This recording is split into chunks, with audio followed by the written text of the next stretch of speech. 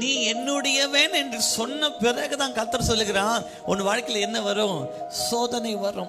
அப்ப நம்ம யோசிக்க கூடாது, ஆண்டவரே இந்த சோதனை வந்துடுச்சுன்னா ஒருவேளை கர்த்தரனை மறந்தாரா, கர்த்தரனை கைவிட்டாரா? இல்ல, கர்த்தர் ஆங்கிலத்தில் கொடுக்க I have redeemed you, நான் உன்னை மீட்டு கொண்டேன். அப்ப மீட்கப்பட்ட ஜனங்களுக்கு என்ன இருக்கு? அக்கினியை போல சோதனை இருக்கு. மீட்கப்பட்ட ஜனங்களுக்கு தண்ணீர்களை கடக்கிற சூழ்நிலை வருகிறது. மீட்கப்பட்ட ஜனங்களுக்கு தான் உலகத்துல போராட்டங்கள் இருக்கு.